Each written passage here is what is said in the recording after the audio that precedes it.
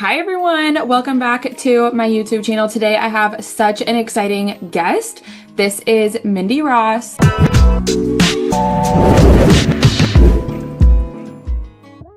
Well, and also there's a correlation between your home value increasing and your school zone staying good.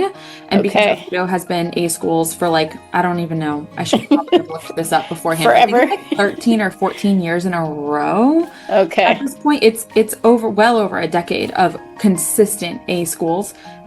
The property values are higher. Oviedo is more expensive than, I don't know. I'm not gonna put any other little town in Orlando down. Yeah.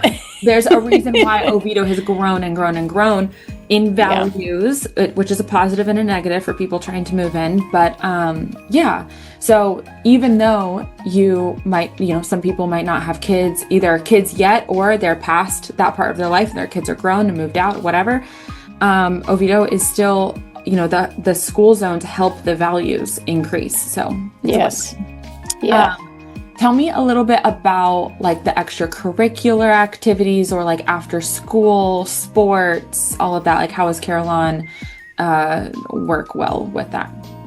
Yeah, I think extracurricular wise, especially when you get into our older grades, we have probably just like all the other schools, we have an ensemble chorus, we have math clubs and different things. What I've noticed about elementary school is it's more like community-based extracurriculars. Okay. All three of mine started in the soccer world. So being able to find our local church hosts upward soccer leagues. That's where we started. Family-based soccer, and then grow to the competitive side of soccer. Oviedo, ultra competitive side of soccer. Yeah, right. Yeah, above rec level competitive. Now we're on traveling soccer teams, and Oviedo Winter Springs has one of the best clubs in the state of Florida. Florida Craze Crush is it's always on the standings for one of the top soccer clubs. So I think that's a draw. Because it's right here in our backyard. Yeah. As far as middle school and high school, just because my kids are there now, it's there is a club for everything. I remember going and taking my oldest to his first club crawl at the high school, thinking this felt like club crawl. Club crawl. Yeah, that's what they call it. I'm imagining a job fair for elementary schools for clubs to decide what you want to do. That's pretty much what it is. And I remember thinking I don't know if your college had this, but my college had a club fair on campus, and they would all set up in the roundabout and I'll have little tables and pamphlets and kids out there trying to get you to join sororities or fraternities or different social clubs. It was like that, but for a high school. And I remember thinking to myself, wow, okay, this is one of the great things about being at a large school. Because it can be overwhelming when you're moving here and you're seeing the numbers of how big these schools are, and you start to feel I don't know if this is what I signed up for, because maybe I want to go private, so the class sizes are smaller, the school is smaller. But one of the benefits I see to having a large is the amount of stuff that you can get involved in. That's so true. I went to for elementary school and part of middle school. Yeah, my first 2 years of middle school, I did go to a Montessori school. And there's a million benefits to that. Yes. The parents here will have to weigh their personal pros and cons and what's important to them and all that good stuff. Yes. But yeah, there was 3 kids in my grade.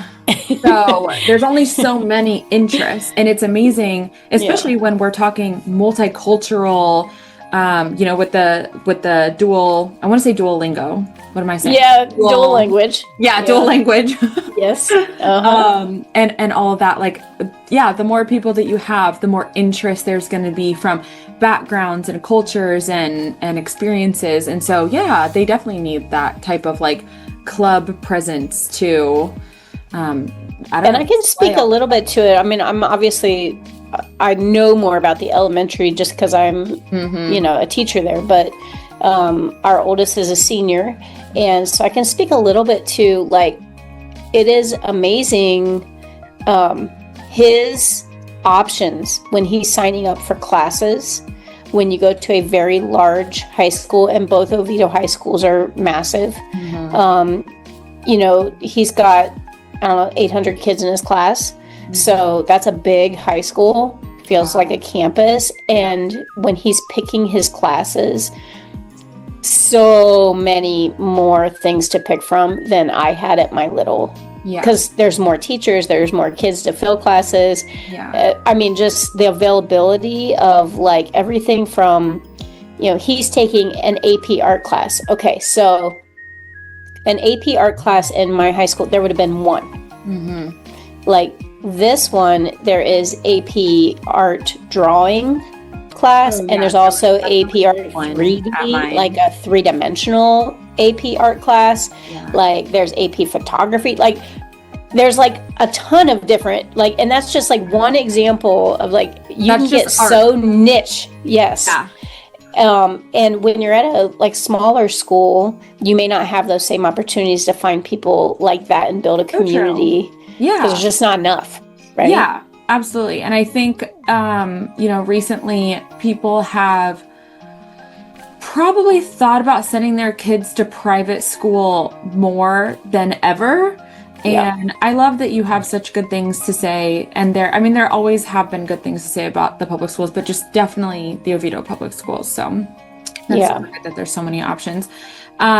Okay, so to kind of close out, another reason why you're so deserving of Teacher of the Year is because you have gone above and beyond, and you have started a whole separate tutoring section to what you can offer the kids. So talk a little bit about that, maybe, you know, how that came about and where you see that going.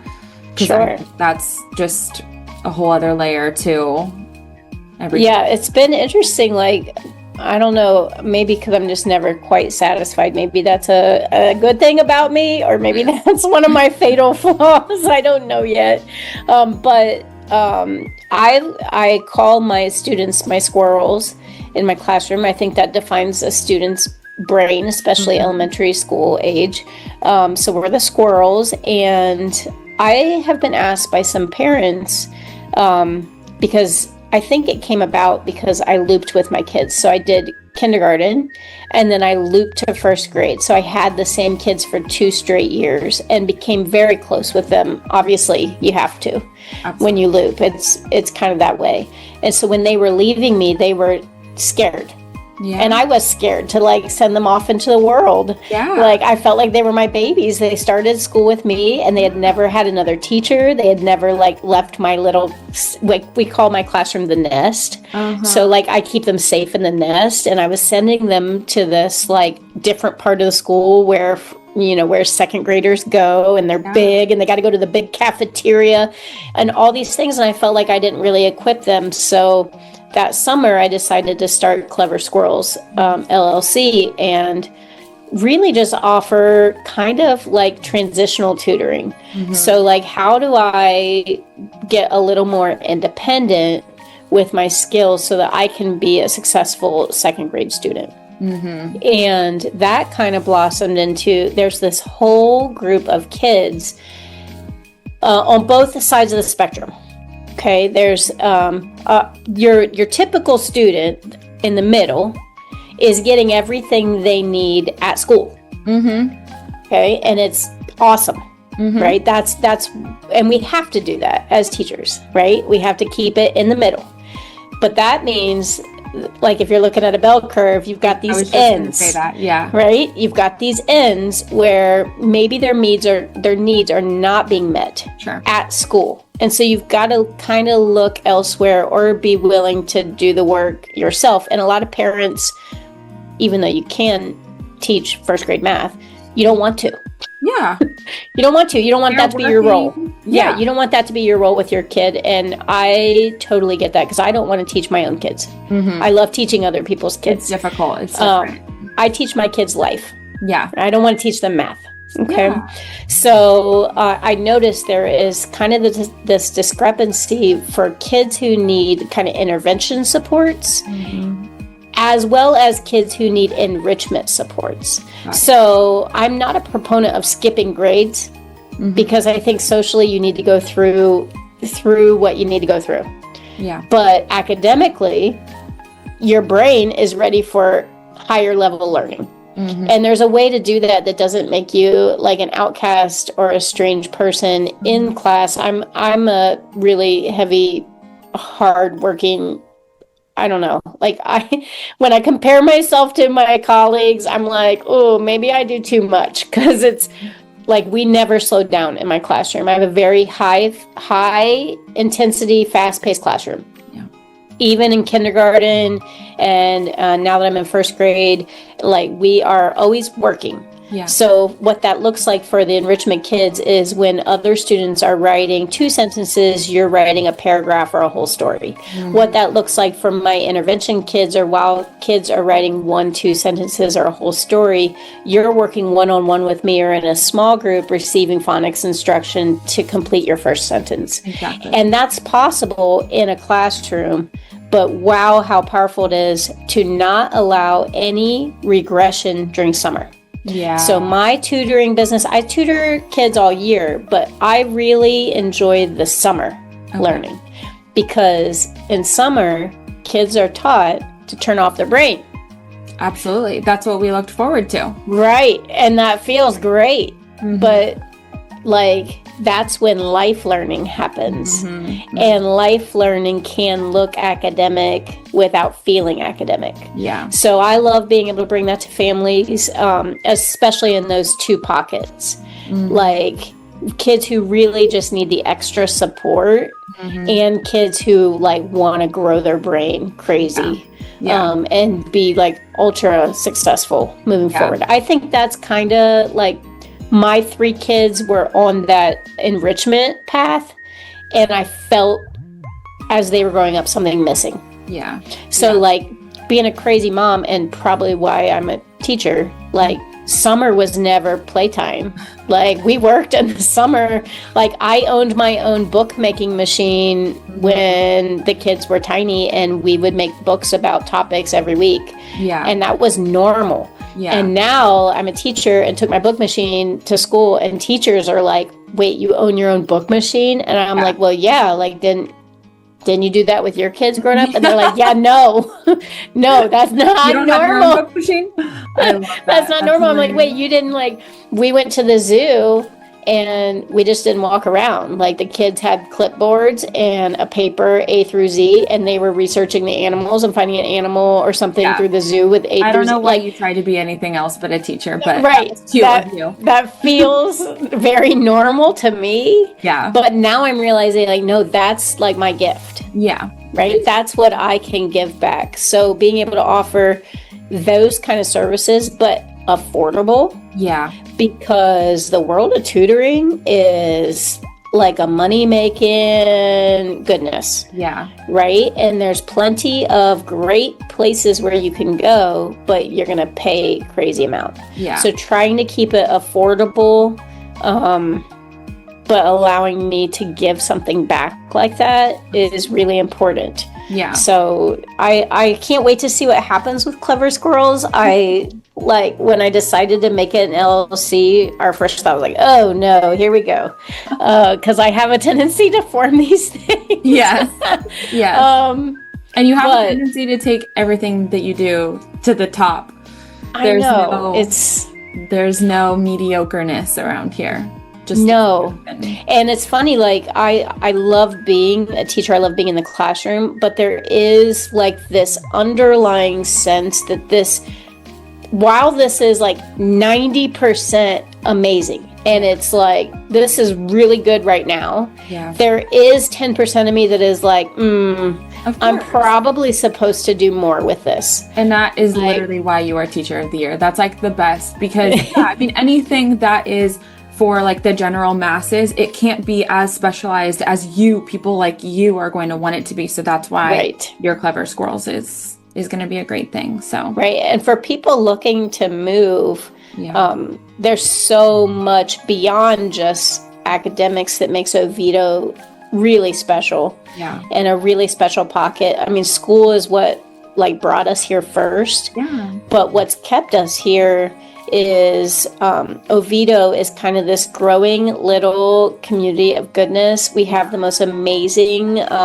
like downtown centralized I don't know, I call it like the party zone, Oviedo in the park, where everything is happening. And we have festivals. Being a teacher in my community, lots of teachers teach here in the community, so I'm seeing the kids at community festivals, which is awesome, right? They know I care about it. I'm running into them at the grocery store, so they know I care about Oviedo and our community in a good way. You are right? embedded in it. Yeah. Well, Mindy, thank you so much. You are such a blessing to the kids, the parents, the school. God has you exactly where you're meant to be right now, and it's so beautiful to see the timing of everything. I think is perfect. I mean, it's so obvious that you're where you need to be, but I don't think it should have happened earlier or later.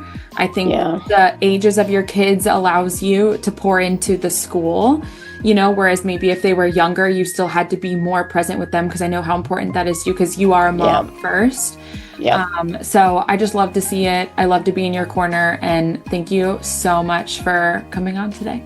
No, I appreciate you guys so much. And look, I mean, at the end of the day, I owe it to your mom and there and by you that we found our first house. Yeah.